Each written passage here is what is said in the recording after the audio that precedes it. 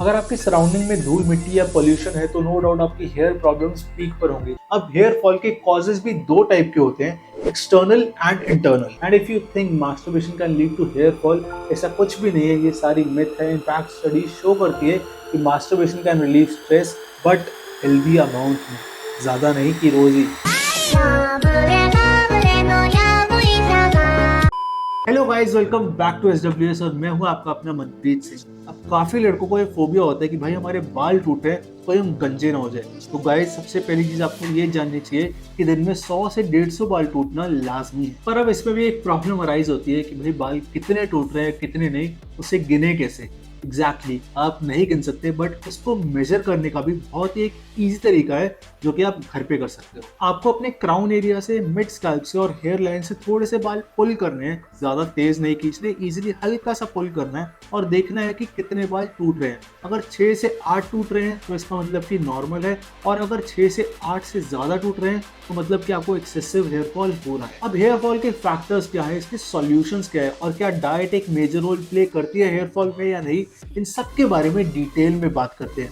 तो बिना किसी बगैती के आओ शुरू करें। स्टार्ट करते हैं हेयर फॉल और हेयर डैमेज के कॉजेज एंड इसके सॉल्यूशंस के बारे में। अब हेयर फॉल के कॉजेज भी दो टाइप के होते हैं, एक्सटर्नल एंड इंटरनल। आपने नोटिस किया होगा कि शैम्पू की बैक साइड पे उसकी इंफॉर्मेशन लिखी होती है और उसी में ही उसके इंग्रेडिएंट्स लिखे होते हैं, जो कि बहुत सारे होते हैं। बट आपको एक चीज नोटिस करनी है कि उसमें SLS यानी कि सोडियम लॉरेल सल्फेट ना यूज किया गया हो, क्योंकि वो बहुत ही ज्यादा हार्मफुल होता है आपकी स्कैल्प के लिए। सल्फेट्स मोस्टली डिटर्जेंट में यूज किए जाते हैं, जो कि लैदर यानी कि झाग क्रिएट करते हैं। भाई लोग सोचते हैं कि जितनी झाग होगी उतने ही हमारे बाल साफ होंगे, बट ये भूल जाते हैं जितनी झाग होगी उतने ही हमारे नेचुरल ऑयल्स बालों से निकलते जाएंगे, और वो बिल्कुल भी हेल्दी नहीं। सो यूज दो शैम्पूज जो पैराबेन एंड सल्फेट फ्री हो एंड अल्कोहल फ्री हो, क्योंकि अल्कोहल काफी ज्यादा क्विकली आपके बालों को ड्राई कर देता है। ऑल्सो आपके शैम्पू में हाई पीएच यानी कि अल्कलाइन नहीं होना चाहिए, क्योंकि वो नेचुरल पीएच को डिसरप्ट कर देता है, which leads to cuticle damage.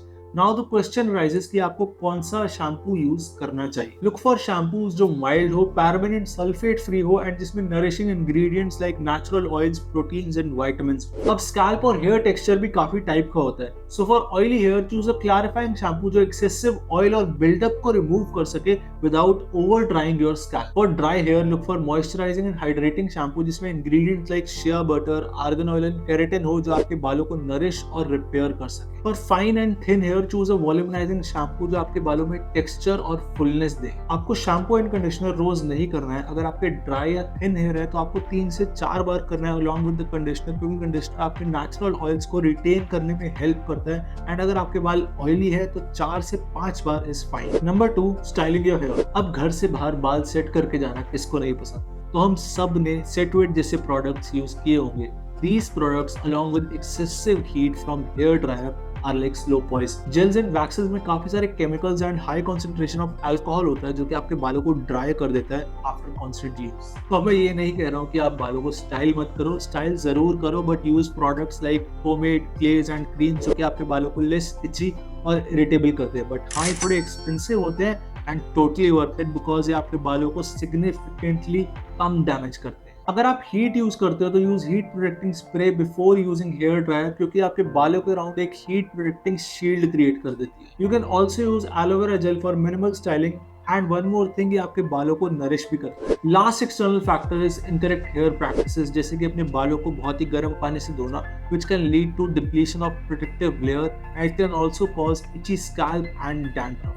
Also गीले बालों को डीटैंगल यानी कि कोम नहीं करना चाहिए, क्योंकि गीले बाल काफी ज्यादा फ्रेजाइल होते हैं एंड एक्सेसिव कोम्बिंग से आपके बाल वीक हो सकते हैं। अगर आपकी सराउंडिंग में धूल मिट्टी या पोल्यूशन है तो नो डाउट आपकी हेयर प्रॉब्लम्स पीक पर होंगी। तो इसके लिए यूज ऑयल, आप कोई भी ऑयल यूज कर सकते हो, जैसे कि आर्गन ऑयल, कोकोनट ऑयल और आमंड ऑयल, पर पूरे दिन तक नहीं लगा के रखना। Use it for some hours only. ये तो होगी ड्राई हेयर की बात, बट अगर आपके बाल ऑयली है you can use glycolic acid. आपको बस सिंपली आधे घंटे के लिए अपने बालों पर लगा के रखना। You can massage it and just wash it off using shampoo. इससे आपके बालों का टेक्सचर अच्छा होगा, स्कैल्प क्लीन रहेगी and significantly hair problems reduce हो जाएंगी। अब बात करते हैं इंटरनल फैक्टर्स की, जैसे कि genes, hormones and diet. Genes आपकी लुक से लेकर आपकी हेल्थ भी डिफाइन करते हैं। So that means stronger genes यानी कि आपकी good hair density. If at 30 आपके पापा के बाल टूटने शुरू हो गए थे, यानी कि हेयर फॉल होना स्टार्ट हो गया था, so there is a chance कि आपके भी बाल टूटने शुरू हो सकते हैं 30 के अराउंड। इसलिए भी come to next point, diet. अगर आपके बालों को प्रॉपर न्यूट्रिशन एंड नरिशमेंट मिल रही है,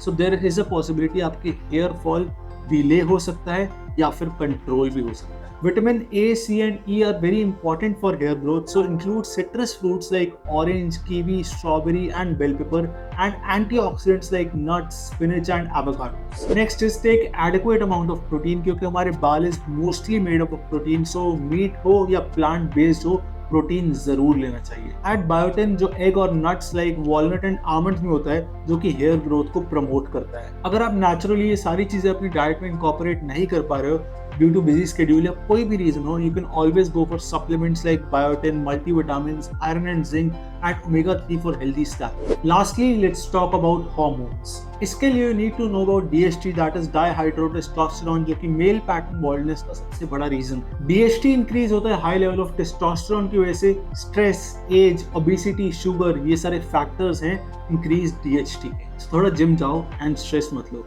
and if you think masturbation can lead to hair fall, ऐसा कुछ भी नहीं है, ये सारी मिथ है। इनफैक्ट स्टडीज शो करती है कि masturbation can relieve stress, but healthy amount में, ज्यादा नहीं कि रोज ही। So coming back to DHT, इसके लिए मेडिकेशंस भी है, but for that you need to consult a doctor. तो सारे फैक्टर्स कवर हो गए हैं, बट स्टिल अगर आपको हेयर फॉल हो रहा है, then you need to consult a doctor and get a treatment. So इस वीडियो के लिए बस इतना ही। एंड अगर आपको ये वीडियो पसंद आई हो तो लाइक, शेयर और कमेंट करना मत भूलना, and subscribe to my channel.